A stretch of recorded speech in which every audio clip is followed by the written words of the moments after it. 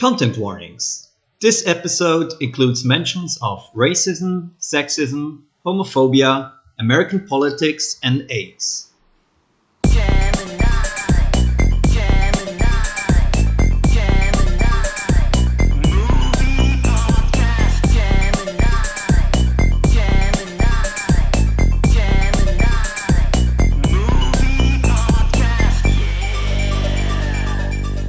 Hello everyone to everyone's favorite podcast about twin movies from the Twin Movies Wikipedia page. I'm Alice and my co-host is... Hey Alice. Yes. Yes. Alice! Yeah. Come out and play! Oh my god, yeah. I am the wanderer. The wanderer. I roam around. That's my The Wanderers, The Warriors mashup. Did you like it? Well, yes, that was that. Thank you. This is gonna be hell to edit. Thank you. Who are you? Go home. I'm Ludovico. I'm also here today. Yeah, we are here to talk about the Wonders and the Warriors. But before, we like to do a little thing where we talk about what we've been doing the month before recording this podcast. So, what have you been doing, Ludo? I've been getting around since last time. I think I was at a festival. I was at a queer event, LGBT event. It was good. Played a lot of that Multiverses. My Shaggy is Schnasty. Played with Alice Multiverses. It's fun, but also it has all the trappings of a free-to-play game, all the issues that come with that. Yeah, it's a very fun game, but also don't pay for anything that uses your money. Yeah. Wait a minute. Why does my voice seem so little on this recording? I guess that's a problem for future, Ludo. So yeah, that's basically it. That's basically all I did. Mm-hmm. You don't want to talk about anything you consumed lately in media? We watched The Horse Thief yesterday. That was good. Yeah, Horse Thief was very good. Would you recommend it if you will? It's Martin Scorsese recommended, so please go watch it. It's a very interesting little movie. I would highly recommend it. But yeah, this month has been interesting because for half of it I've been melting because of good old climate science. It's been 40 to 47 degrees in Portugal. I haven't worn a t-shirt in 2 weeks inside. Just wanted the listeners to know that. Yeah, so because of this, I've been very much melting and been very well. So I've been not feeling the best. So I can relate to a couple of things, but besides that, I've been having a nice little second part of the summer. I've watched a lot of movies, of course. I've been playing three things I want to start out. First, I've been playing Caligula Effect 2. It's a video game. It's a sequel to Caligula Effect 1, which is a video game by the people that did Persona 1 and Persona 2. The first one is very horrible, but Caligula Effect 2 is very much interesting.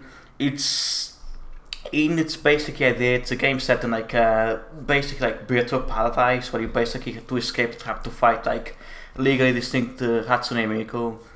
But it's really interesting how it plays anime, fashion tropes, and uses it as an aesthetic, as a part of a team to talk about how we use media to hide ourselves and who you are and dealing with trauma and abuse. It's genuinely very interesting in a thoughtful little game, and better than any of the modern Persona games. And second, I've been reading the latest issues of Action Comics. This is the Action Comics, one of the traditional Superman books, which has been very fun.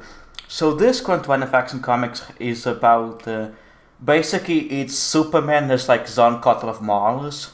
It's that old school pulp sci-fi. So one of Superman's oldest enemies, Mongol, He brings everyone, a lot of Superman's cast and him, to a world called War, and they basically have to do very much like pulp science fiction fantasy theater and fight. And it's genuinely very nice because it's doing that pulp stuff very well, but it's a book that understands how Superman's is a very kind, thoughtful character. So alongside like bad grim stuff happening, you got these very hopeful characters are saying that things will get better. It's nice little book. I would highly recommend it as well. I thought as well. I've been playing Multiverses also, like Ludo mentions. It's a very fun little game. Again, I don't recommend anyone to pay money for it, but I highly recommend it if you just want to play a couple ones with the friends. It's very fun. His character is very good. Plays differently. There's some genuinely very good fan service in that, in a good way. Highly recommend it. But yeah, I've also watched a lot of movies. I've watched some very good movies. Wild Gods, like a gothic take movie deck. Horse Thief, Usaya Doll. We've been watching so much good stuff lately. Movies are good in general. But yeah, I don't have a lot to say. So let's talk about the movie. Yeah, so I guess I would ask you how you like the movies, but since you just stopped talking, I'm just gonna say how I like the movies, I guess. Just for rhythm. Wow. I enjoyed both of these movies for like kind of different reasons. Like they're kind of very different movies, but we're gonna get into that more. But I think both of these are actually like pretty good movies. And yeah, I had a good time. Yeah. To keep this up, because this is gonna be when we're gonna talk about what makes the movie work in this segment. I really enjoy both movies, like Ludo said. They're very good for very different reasons. But overall, it's nice to just watch two good movies where I can just talk about them and think about them, and they say both interesting but different things, using similar aesthetics but in different ways. I maybe enjoyed The Wanderers a bit more because of how it's structured and does some interesting stuff, but overall, very fun time. I would highly recommend just checking out these both movies if you haven't watched The Warriors or The Wanderers before. They're very fun. Yeah, so let me take you back. I'm gonna give you some highlights of what was going on in 1979, since we both weren't alive. Yeah. And no, I'm not gonna talk about the thing I sent you because I can't go on a 5 minutes talk about nuclear tests and stuff.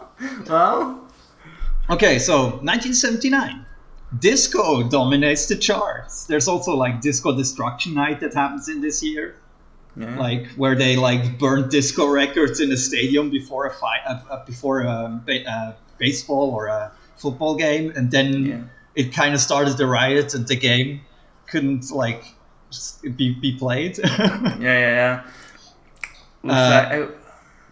Yeah. What do you want to say?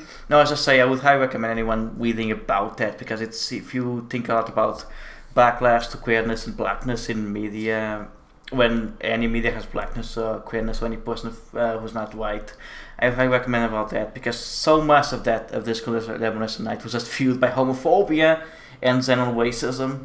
Yeah. Iran has its revolution. Ayatollah comes to power, and the Shah gets sent away. Jimmy Carter is president. Pol Pot's regime ends.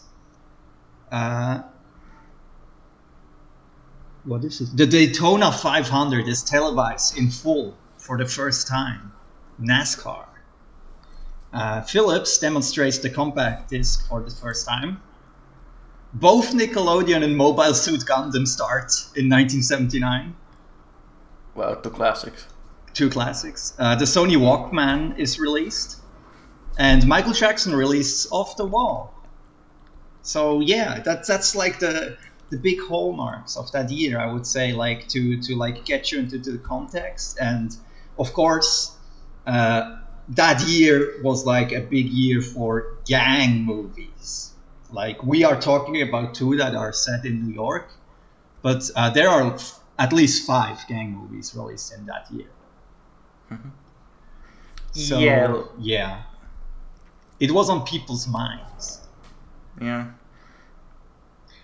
There was like a lot of like there was specifically like during the late 70s, there was a lot of the gang violence fields shifted from Italian mafia and etc. to those Latino gangs, those black gangs, etc.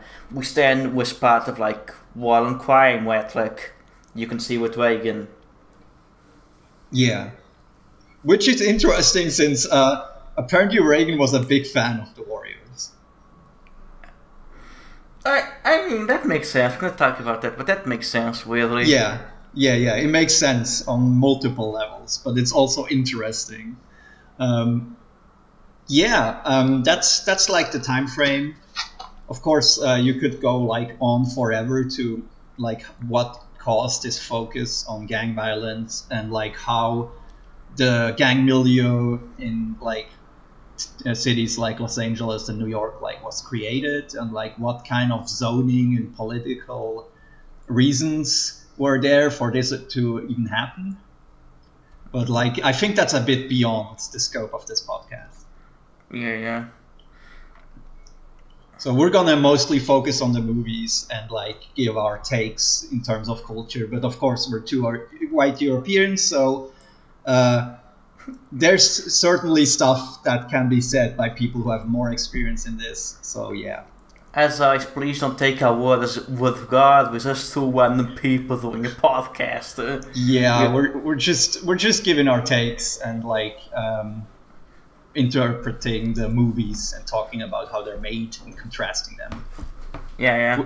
Which is our next segment. Yeah. Do you want to begin talking about the cast of The Warriors? Yeah, let's talk about the cast. So the Warriors cast. So you have Michael Beck as Swan, James Webber as Axis, Deborah Bankenberg as Mercy, Marcelino Sanchez as Rembrandt, Davis Harris as Cusis, Tom McKittrick as Cowboy, Brian Tyler as Snow, Dozie White as Cleon, Telly Missers as Vermin, David Patrick Kelly as Luther, Walter Hills as Silas, Edward Sewell as Masai, Line Tickpen as the DJ, and Thomas E. Waits as Fox.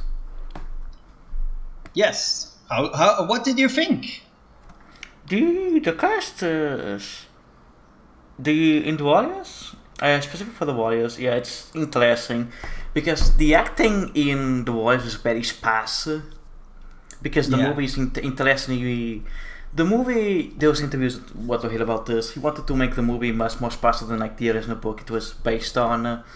So he very much took he said that all his movies are inspired by westerns. Specifically with the Warriors, he was also inspired by like comic book storytelling, like crime noir comic book storytelling. That's very simple storytelling based on visuals and panels and sounds.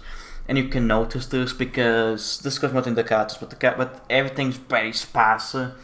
So the acting is very sparse, but also it's genuinely very interesting because the actors emote a lot and say things in very over-the-top ways that make characters work, even if they just appear 1 second in the movie. Basically, there's a lot of like but like there's a lot of like acting going on in how things are said, in the ways characters are performed, etc. Yeah. I think like the director has a very specific kind of like directing his actors.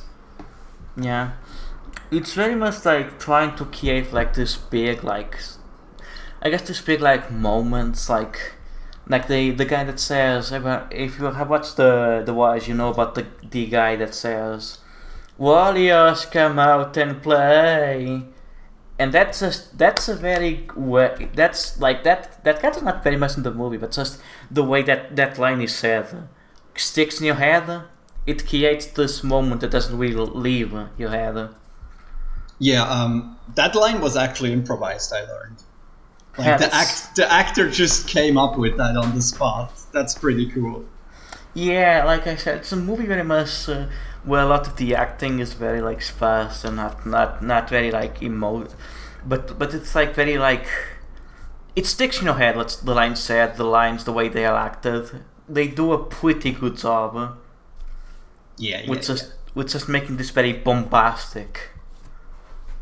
Yeah, it has like, I think some people called it everything from like Baroque to like operatic, because like there's a like fantastic intensification in like the stuff that happens. It's not realistic. It's more like, I guess Roger Ebert called it ballet, like ballet for dudes. Yeah. It's, I guess, because there's the opening ballet. Would you say it's theatrical? It's like very much like almost destroying the fantasy and just going for full fantasy. No, not destroying the fantasy, destroying the reality and going for full fantasy, for full pulp, for full. Yeah, it is definitely like not grounded in reality, even though like that was partially the goal by like filming in New York and everything. Yeah. But like with all the stylization with the costumes and like the stoic to like very intense acting and all the like filmmaking tricks they use, they create kind of this artificial layer where it's like very heightened. Like it's kind of over the top movie, even if it's like in some moments trying to be low key. Even then, it's like over the top and intense in its presentation. Like I couldn't tell you if it's theatrical because, like you said, there's not a lot of dialogue. It's more like the scenes are speaking through like movement. So I get why Roger Ebert had like that ballet comparison, because there's a lot of movement here. Yeah, like I think going back to the comic book, like I read a lot of like comic books from like the 70s, the 60s, the 40s, and a lot of like American storytelling in comic books of that era, specifically the pulp ones, comes in like showing a character doing something in the panel. But also when there's dialogue, often this dialogue comes in like, you know, like a dialogue bubble, but it comes like with an exclamation point or other words in the bubble comes in like specifically put, there's a specific font. And it makes me think of like how this movie because it kind of translates how a lot of like old-timey American comics were written. In like there maybe not a lot of dialogue, not the most complex dialogue, but it was all about getting like those characters like based on movement, based on panels of course, but that's when there's dialogue. It's very much like a pop. Like it's about getting you to be in a specific scene and exclaim and shock. If you are understanding what I'm saying. Yeah, it's like very impactful with not a lot. Like, it does a lot with very little sometimes. Yeah, it's like, to give an example with comic books, there's in like the 40s there was a lot of like more or less like anti-crime comics, which just like crime doesn't pay, and the cover would be like a criminal being shot, and then the speech bubble was like, oh no, I'm dying, and it would be so impactful because it would be like, here's this very weird like lettering and form, and to just put you into this very like sensationalist pulp stuff. It's very interesting. I find the acting in this very interesting. A lot of the actors in this were do not make it, besides the Warriors, and of course there's like Warrior comparisons where they just talk about the Warriors 24 hours. But also like you got a lot of like big-time players, people who are in like sitcoms, like you like your character actors, etc. in this. It's a kind of very interesting cast. Yeah. I also have a lot to say about the cast, because like I looked a bunch of these people up, and some of them really went on to have big careers either in television or movies or both. David Patrick Kelly is the brother of the hotel owner in Twin Peaks. Oh, I did not know that. Yeah, he who plays the villain in this movie. He goes on to be in Twin Peaks. So I found that very interesting. He had a long and good career that's still going on. And then we have like the opposite, which is like a sad story, which is Marcelino Sanchez, which is a Puerto Rican actor who plays the gay-coded character. Yeah. And he died a few years later of AIDS in the 80s. god, that sucks. Yeah, which makes me assume that he might actually have been like in the LGBT scene in some form in the 80s. Yeah. But yeah, it's fascinating. Like, who you have Roger Hill who plays Cyrus, who gives this like incredible performance at the start of the movie, right? And then gets shot. And actually, they wanted to cast a real gang member, but the gang leader never showed up. So they just had to like get somebody, and they got Roger Hill, and he's like perfect in the role when he says 20,000 hardcore members. That has been sampled in so many songs. It's very good sample material. Yeah, this movie in general must have been sampled a lot. It also gets mentioned in Wu-Tang Clan's first album by Old Dirty Bastard. Yeah, it's a movie like this movie because of like it's the way it's tied to gang codes and everything became like it's super popular in New York, but that's become like a big part of like hip hop culture. So if you listen to like old New York hip hop, even some alternative New York, you can see you probably listen in your life if you like old rap. You probably listen in your life to a Warrior sample, even if you don't think about it. Yeah. So that's the cast of the Warriors. Let's go to the Wanderers. The Wanderers. Oh, I guess one thing to mention is Michael Beck became a born-again Christian after the filming of this. He was like taking cocaine and having like polygamous relationships, and then he was like, "This isn't the life for me," and became a born-again Christian. Oh my god, that's amazing. But yeah, the Wanderers. We have Ken Waller as Louisiana, John Frederick, Karen Allen, Tony Callum, Tony Ganius, Jim Youngs, Alan Wasberg, Dauphin Sweet, William Andrews, Ellen Van Litte, Linda Mans, Mike Witt, Sam Art Williams, Balu Avery, Dean Albanese, and there's cameos from Olympia Dukakis, the Writer of the Wonders book, Wizard Price, Wayne Knight, and Faith Minion. Fun fact, this is, I don't think it's said here, but I forgot his name, but there's a cameo by the actor there's a cameo in The Wanderers by the actor that is the protagonist from like the first Living Dead movie. Was it Night of the Living Dead? Oh wow, I didn't know that. That's kind of cool. Yeah, who's been like in a bunch of horror stuff and stuff like that. But yeah, the Wanderers acting is very interesting because I mentioned this. It's the acting the Wanderers is very interesting because it's got a very like cinematic quality to it. But as I mentioned this by 4 times, it really does remind me of like that era of like 90s proto-prestige shows, like 2000s proto-prestige shows, like your Wires, your Homicides, Life in the Streets, your Sopranos. It's kind of a bit kind of sleazy, but also a bit kind of more like prestige style of like acting from a lot of those people. Yeah, it's an interesting mix because like there's a groundedness to the performances, and then there's also like a performative angle of like playing up the high parts.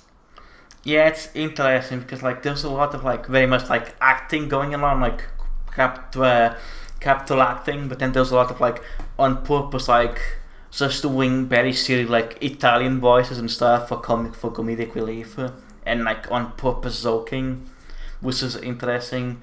I read an interview with like the writer of the book for The Wanderers, Wizard Price, where he talks about how his books are like inspired by like cinema and stuff like that, and they're very cinematic books, and you can see and like the dialogue was changed from the books, of course, but you can notice that a lot of this dialogue feels already very like cinematic and very movie and very just like visual media like, on how characters talk, characters speak, the lines are delivered, etc., etc. Yeah, which is an interesting thing to point out, that both of these are book adaptations, which is like an interesting coincidence.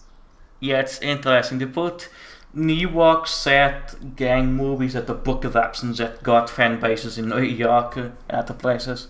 Yeah. Yeah, but Yeah. More no, about the go cast. ahead. Go Yeah, I ahead. just wanted to give my take on the cast. Yeah. I think this is also interesting because both of these movies cast a lot of newcomers. Like a lot of people here only had done like 2-3 movies, or it was like their first movie, and both like do a really good job at having like people who fit the role either, or people who like have on-screen charisma. So like the casting is very successful, even if it's like in the case of the Warriors, pretty whitewashing. Because like the Yeah. characters weren't white in the book, but the Yeah. studio was like pressuring the director to cast white people. Yeah. But I think Ken Wall is like incredibly charismatic in this as like the big guy of the gang. He really has like that Italo-American charm. Karen Allen, of course, is incredible. I think we watched Starman this week, where she's also a lead role, and yeah, I just like her in everything she's in. Like Yes, she's it's also very. in the first Indiana Jones. Yes, it's a very good actress. Linda Mance is like a kid in this, and she plays Pee Wee, which is like the only woman member of the Baldies. And she does like a great job at being this like tough girl who then like cracks up towards the end and has like shows her emotionality. As I should mention this because fun fact. So the girlfriend of Wissy was like the lead character's like big fan. Is played by Tony Z. Callan, who played Angie Bonaspiello in the Sopranos. Right, there's the Sopranos connection. Yeah. Yeah, like this is a good cast, and like, I like the acting. Like it makes a good line between like sounding natural and being over the top in some moments. Yeah, I think it makes fun. It's very interesting because the way this movie goes is that it can be very realistic, very calm, very much a movie that feels real, and then it can go into very over the top, almost kind of surrealist moments, and then it combines both, and that goes for the acting because the acting can be both very silly and very goofy, but also very realistic and very out there and very like a lot of real people from the time spoke. Yeah. Like it doesn't hold back. And let's say like this is also a main difference between these two movies, I think, because the Warriors movie doesn't like mention racism at all as something that exists within like this society, like within New York. And like the Wonders like has multiple scenes that like show the conflict. Like it's not like romanticizing the 50s in that aspect. Like it is very nostalgic in some aspects, but yeah, they will just talk like teenagers would have talked probably then, because it's influenced by like a story of a person who grew up there. The writer, who is Jewish, grew up in the Bronx. Yeah, it feels very much like this cat is in writing feels very much from like it comes from like a real place. It comes from like actually somebody's like lived experiences. Yeah. It's really good. I like it. Like with the Warriors, I'm very sad that a lot of these actors are still this and then kind of just went away, and now it's just doing fun convention stuff for the Wanderers. But it's a very good cast. Yeah. So let's go to the plot of The Warriors. Based on the Sol Yorick novel, which is loosely based on the Anabasis, which is a Greek epic about some dudes who get stuck in they get stuck in the Persian Empire after trying to kill the king, but then their leader dies, so they go like, guess we better go back. Then they have to fight their way out of the Persian Empire. Wait, not to distract, but was this the thing that inspired 300? This was, I think, after the Battle of Thermopylae, which is what 300 is based on. Okay. The Greeks and the Persians were always like fucking around. Yeah, that makes sense. The boys first fighting. Yeah. Very lean, like you said. Like it's very stripped down from the novel, but it's mostly used to engage in like thrilling chases and action set pieces. But it's used extremely efficiently in that way. That's basically my take on the plot. Yeah. Like I mentioned, it's very comic booky. Like it's very much like using imagery, using wonder, and like a bit of romanticism. It's using that with the very sparse plot to go to point B to point 3 to point D. Like it's very much like I mentioned, comic books, specifically of comic books, are very short. So you had to very much have like very sparse storytellings, very sparse storylines that were mostly put with like a bunch of visuals and everything because comic book writers had to find ways to put these bit-sized stories in like 20 pages or so.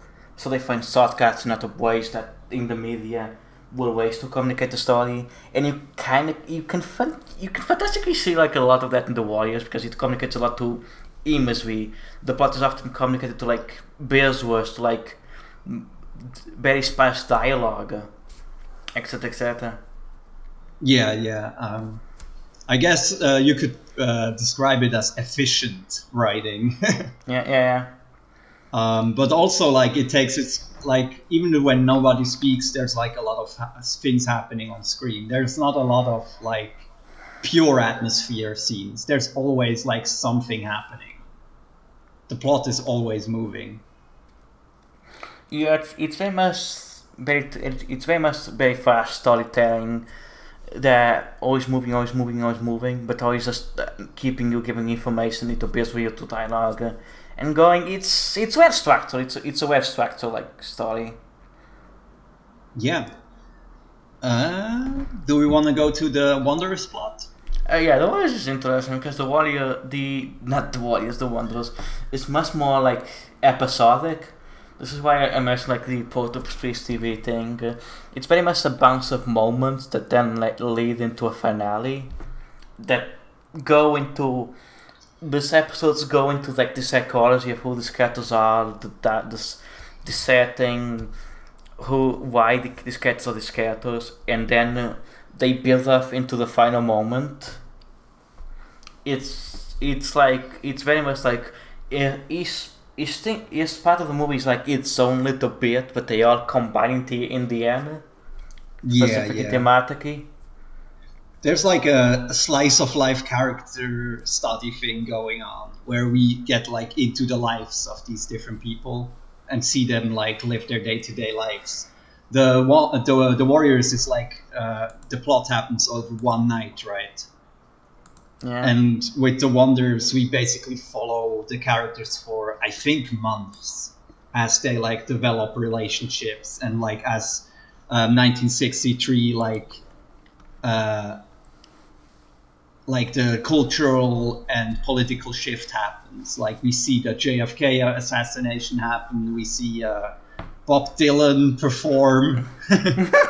Yeah, the Joker Man. The Soca Man.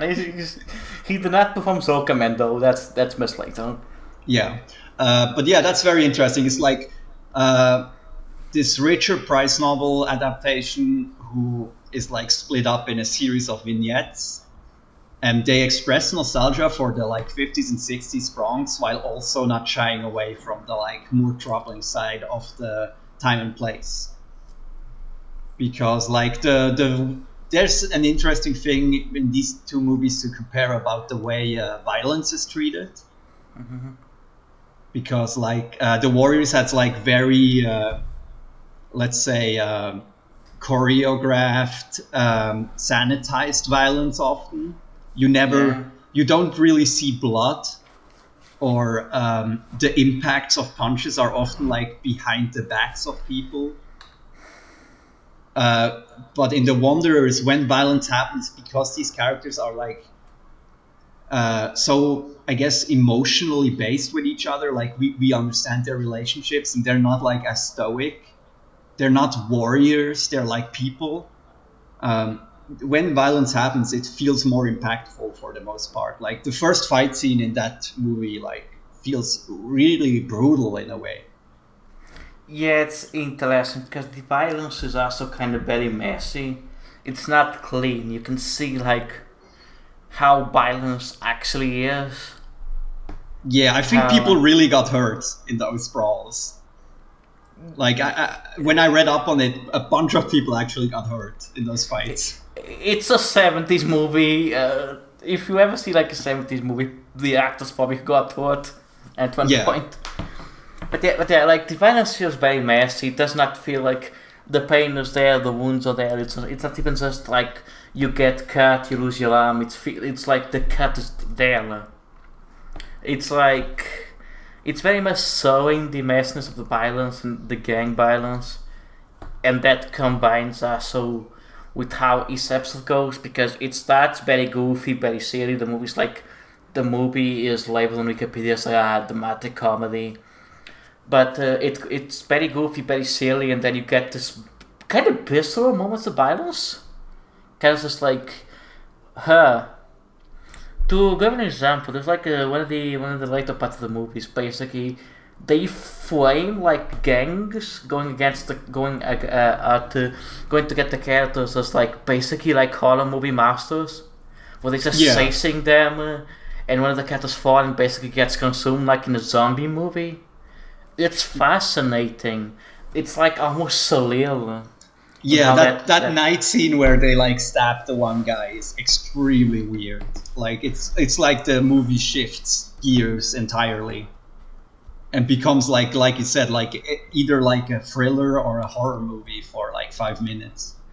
Yeah, there's just like this scene near the end where like they at first it starts as like a normal American football game, and then it goes into like American football as like a metaphor for gang violence and like outward war.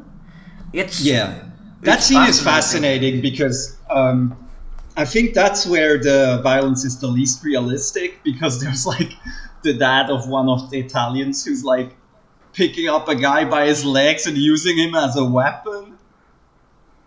I have to laugh because it's so silly. It's like that last scene has a lot of like realistic violence, but also like that's where they like relieve the tension a bit and like show it as like something over the top and heightened. I think that's where it gets the most like the Warriors violence, where it's just like incredibly unrealistic. It's fascinating, to be honest, because it's a build up, because the movie builds up with realism in its violence and comedy and characters, and then it goes more absurd into stuff that's still realistic, but then almost like a metaphor for this violence, this feelings. It's an interesting movie. I love this. I really like what it does. Yeah, I think this is the kind of movie you can rewatch and like find new angles to look at it, because there's like a lot going on. We have three or four different gangs. We have a multitude of characters that like go through their different arcs. And yeah, there's a lot of like little vignettes that you can think about. It's fascinating. Yeah, it's a good movie. Damn.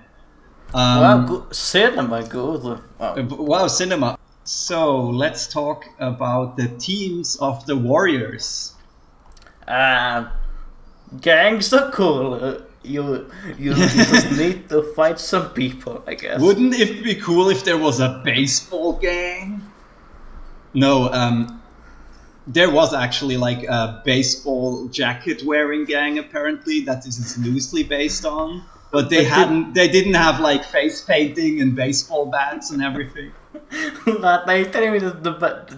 were not baseball soakers.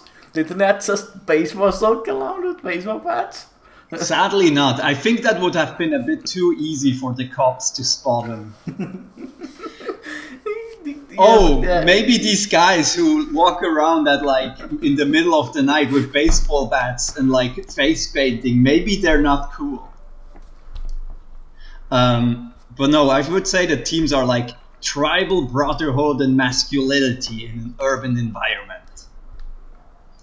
Like there's a lot made out of this like social structure of the gang, like who's the leader, who is like called warlord, And apparently some of this structure is based on Hell's Angels stuff, like biker gang structure. Interesting. They also wear like leather vests, so and apparently real gangs also use similar structures sometimes. And I think there's like a real thing of like brotherhood going on, like they're trying to look out for each other while being very stoic and manly. But at the same time, there's like a bond between them. They're like staying together, and they even take on the girl at the end after being very sexist to her, after slut shaming her incessantly. The Voice is not the feminist movie. It's both of these movies are not a feminist movie, actually. I think.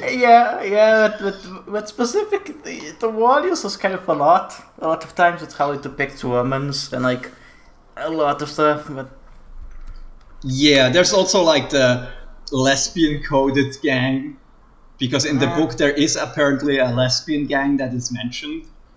Yeah, it's like so two things regarding the themes. Like I mentioned before, the director Otto here mentioned that every one of his movies is basically Western, and you can do like a connection between like how masculinity is depicted in this like Western masculinity, like traditional like American Western cinema masculinity. Like your John Wayne is like, you know, the good old man, he saves the day. Totally. He's white. He destroys people. He kills people, but he's good. He's like the Western hero. Yeah, in interviews actually they do talk about like he talks about like the moral goodness of this, like because he compares it with Old Testament stories, Western movies. And then there's like an obvious bad guy and an obvious good guy. Yeah. And like the good guy uses violence to like enact some kind of justice. Heck, let's ignore the racism and everything. But that's good. Like that. Maybe that explains why there's like nothing about race happening in this movie, because that's not something he like is either interested in or like really understands.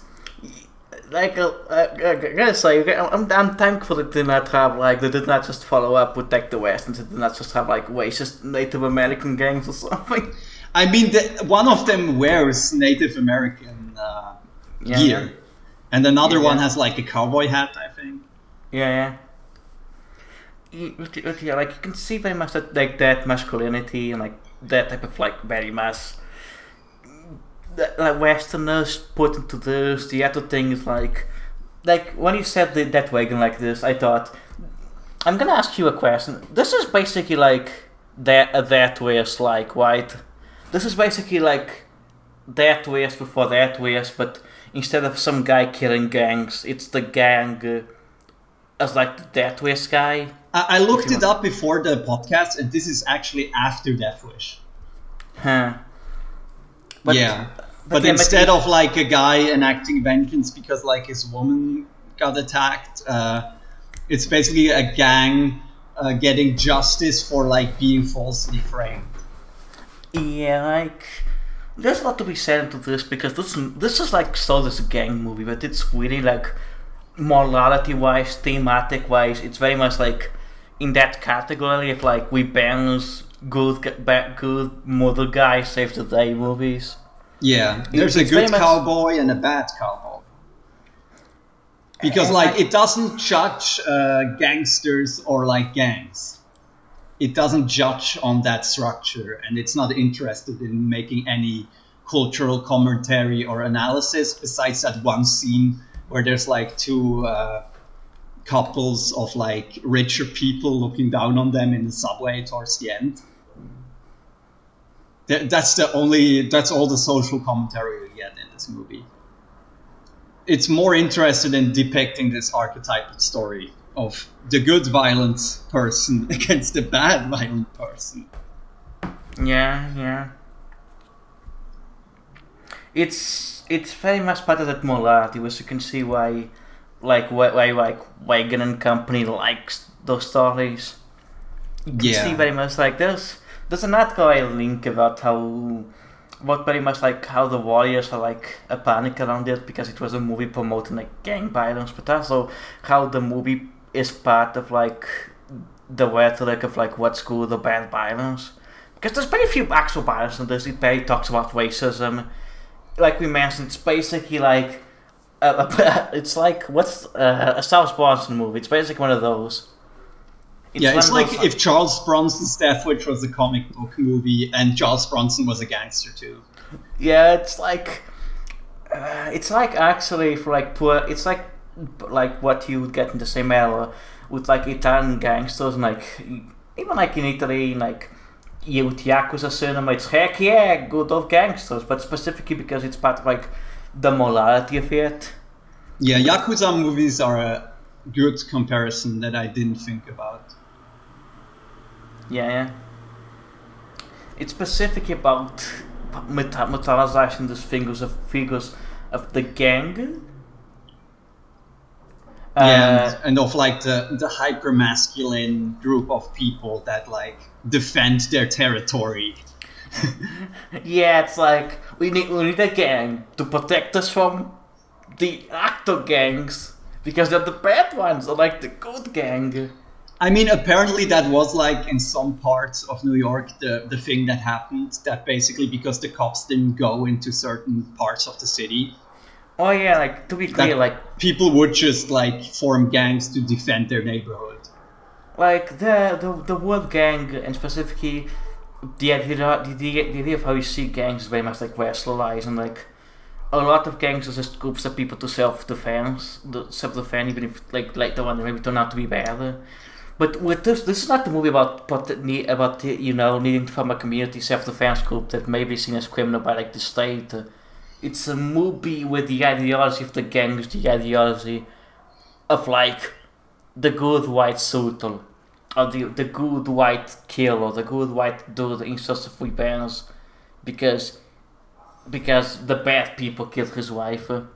Yeah, or killed Cyrus in this story. But yeah, it's interesting. Like the movie isn't too moralistic either way, but it's very interesting to like analyze the ideas that it like carries that are like from older American cinema.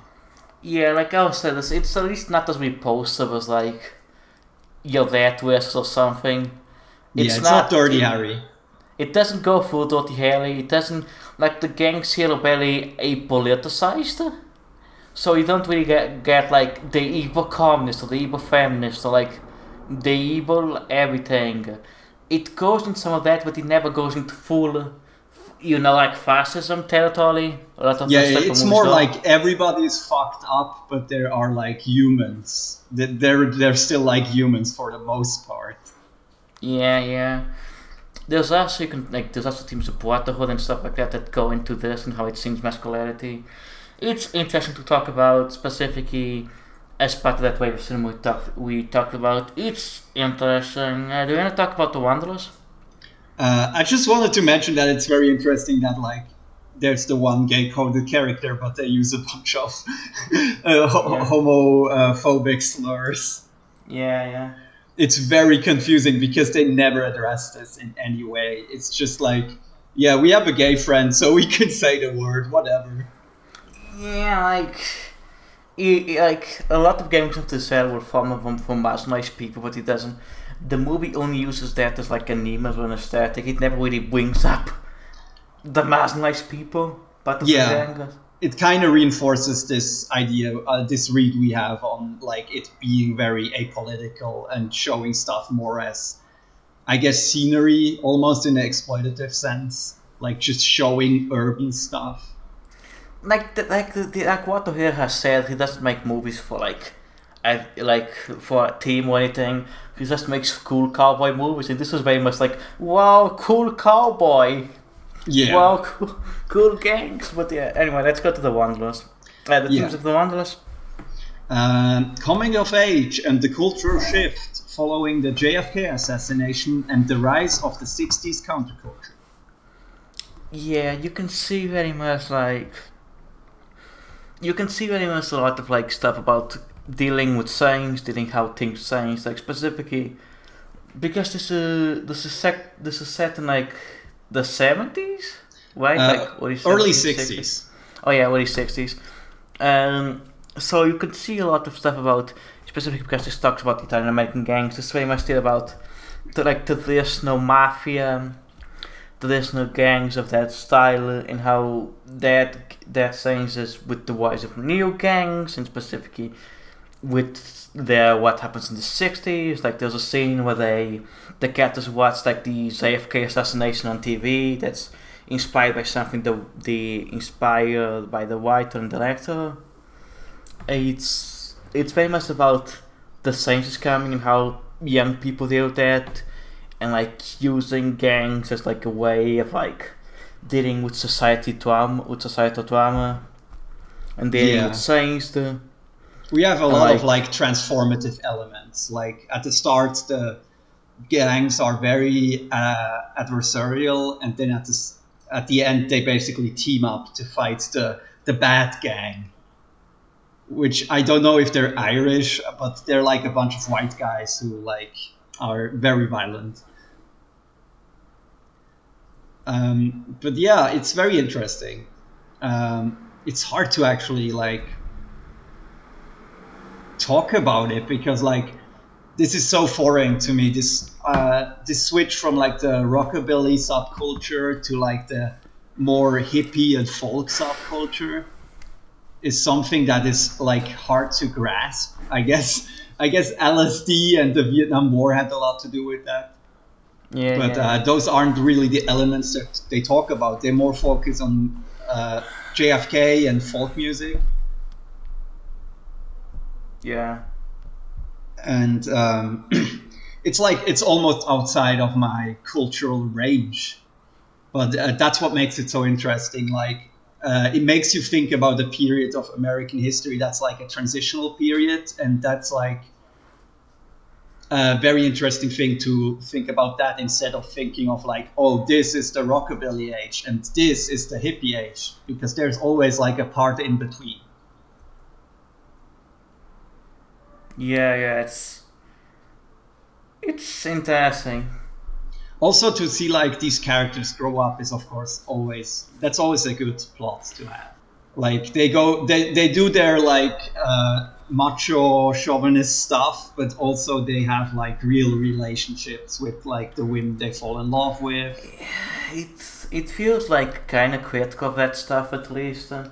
Like not the most progressive take, but at least better than like, cool man, he gets the woman. Yeah, like this engages more, the verisimilitude is more there. Like you can sense this is like somebody who went through this and like talking through the experience they made when they grew up in the Bronx. Yeah. And yeah, it talks about race, it talks about sexuality, it talks about growing up. One of the guys gets basically offered a place in the mafia and he denies it because he basically sees at some point that that culture is changing and he has to find his own way instead of like just repeating the things that like his parents did. It's very much like, I guess, about how you cannot really follow the cycle of like tradition when times are changing. When you specifically because like it's about like no matter this like Italian American gang versus other gangs, and you can see like a lot about how the old gangs of like the mafia losing to the new gangs with new ideas, new styles, and also like even like we mentioned like a more like even community focused on like traditional like mafia. Yeah, the mafia doesn't like get portrayed as good in this. It doesn't romanticize the mafia. They break a guy's hand for being good at bowling. Yeah, sorry if you're a mafia person. We do not need to offend the mafia. Something. Yeah, I think it walks a fine line between like having nostalgia for a time past, but also like showing how that time had to change and how progress had to be made. Yeah. Yeah. do we want to talk about the cultural relevance of the Yeah. Warriors nowadays? Yeah, like the Warriors is interesting. I'll post actually a blog about this because the thing with the Warriors is like the ones in the Warriors, but how it's sought, how it's put, though specifically the Warriors, it became like a big part of like New York culture. Specifically because it's how it's taught in like a lot of iconic old New York places. There's a blog I'll actually link in the description. That's a blog showing like the various scenes where the Warriors were shown and how iconic they were and talking about their history. That's very neat. But yeah, it got a very much cult fan base. It first had a bit of an issue because actual gang people were going to the cinemas to watch it, so actual gang wars happened in actual cinemas. Yeah, a So bunch of people apparently died, either in front of the cinema or during the showing of the movie. So it of course it got a bit of a bad but then it got more a second like take on it, becoming like much more a more positive take, specifically as part of like New York code, so like saying and going, heck yeah, the gangs, New York, etc., like the life of the city, etc. I could imagine that like the way they show the city in this had an influence on how 80s movie depicted New York. Yeah, it's interesting because like you can see this like very big impact on how this like how this kind of became one of the big images of like what New York is in fiction. Yeah, I think even nowadays people like it still has an influence on like the popular imaginary of like how people imagine the old New York of the 70s and 80s, even though it's the, let's say, less accurate of the two movies. Yeah, it's interesting, specifically because also it's a very like fantasy version of New York. Yeah, I guess it's just like because it's so heightened and fantastical, it like got romanticized over the decades. Yeah.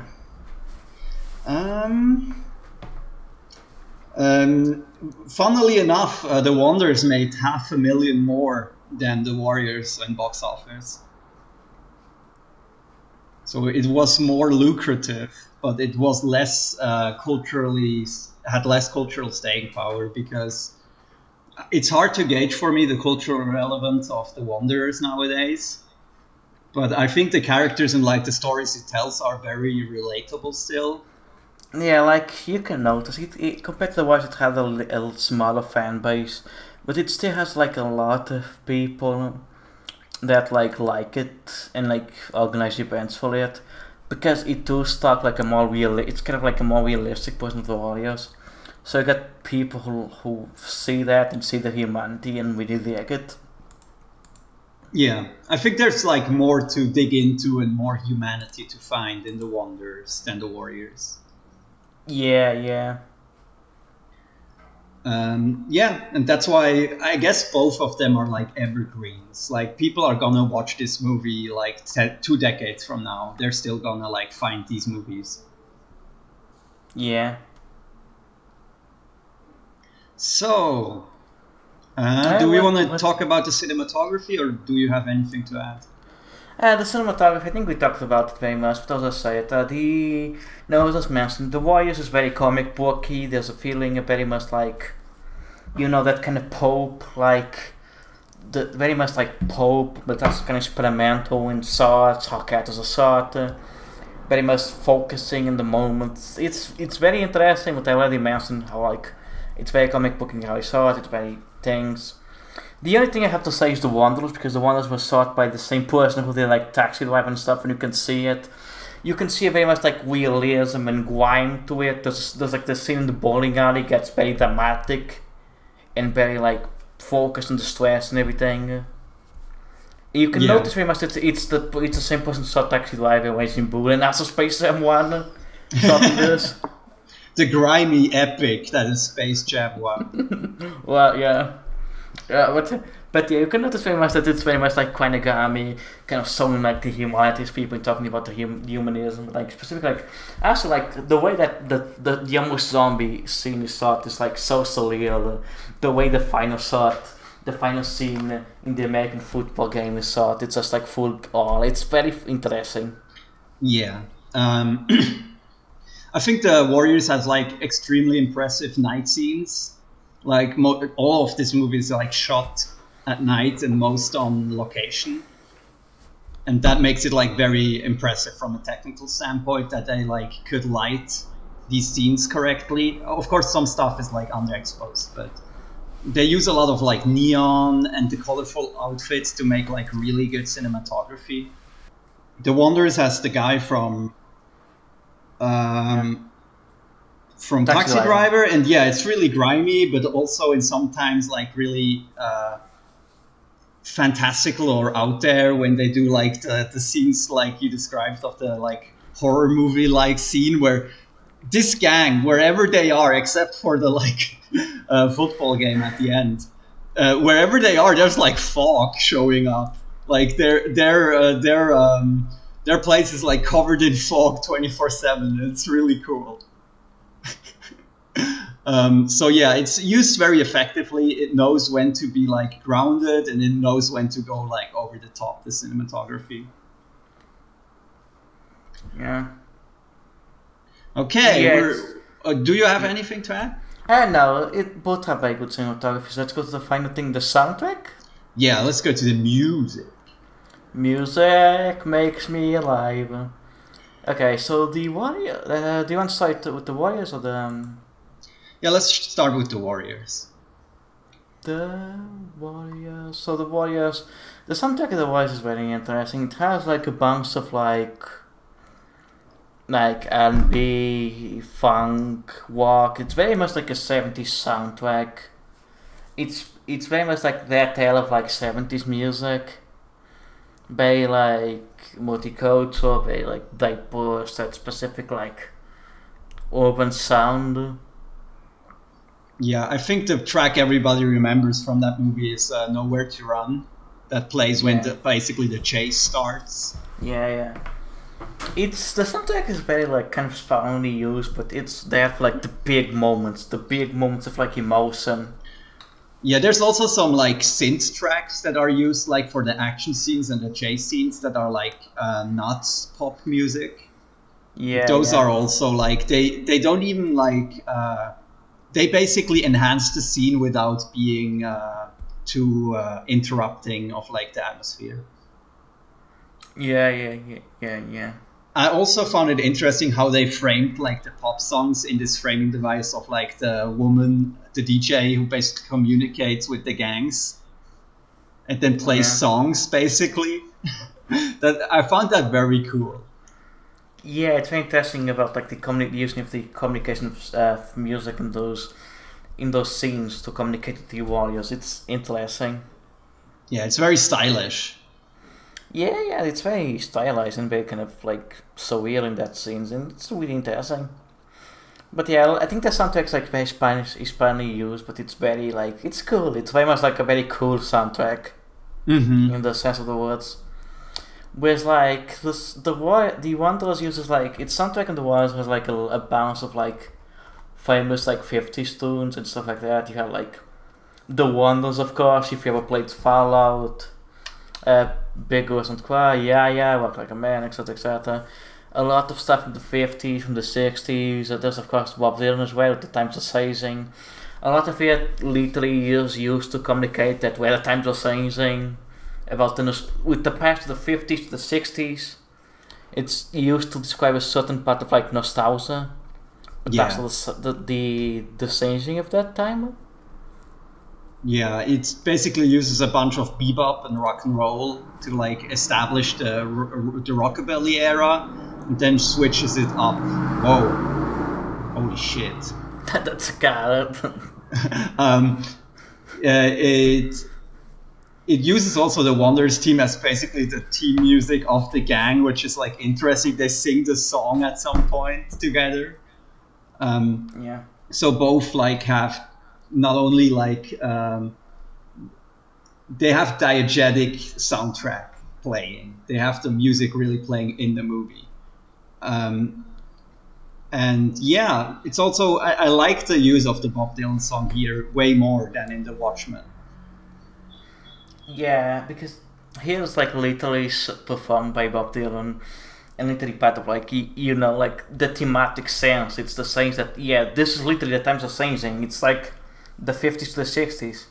Yeah, it feels more earned instead of The Watchmen, where it literally starts with that song basically. Yeah. That's basically all I got. It's both are very good movies. I like both of them. Go watch both of them. Them. They're good movies. Yeah, there's gonna be some slurs. Content warning: slurs, racism, sexism in both of them, but more in the Warriors. Yeah, but they're both like worthwhile. But thanks. Now only we mention one thing. I'm gonna put in the good old random numbers later. Let's go and see what I got. You're gonna have to plug your stuff. Yeah, but before 166, I got 166. Both are films based on moon landing conspiracy theories. Holy shit! From 2005. Moonwalkers and Operation Avalanche. Oh my god, we're gonna talk about the moon landing conspiracy theory. Hell yeah, that's gonna be so good. So if you are really into QAnon, well, we're gonna get really into that. We're gonna finally interview Q as a host of this. Let's not. Okay, where can we find you, Alice? I'm Alice on Twitter. Alice on Twitter. I have a YouTube channel where I post this. Alice on YouTube. So you can where you find this podcast, where you also the Internet Archive of this, which is not me, but it's the name of this podcast.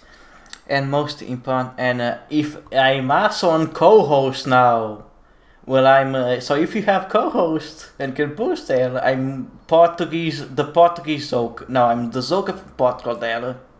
Okay, and if you want to support us, then go to Alice's Patreon. You can find it on Twitter, I think, on her Twitter. Yeah, in the description. No, in the description of the video I posted, and I'm also probably gonna post it on Twitter again. See ya. Thanks. See y'all next time. Bye bye. Bye bye.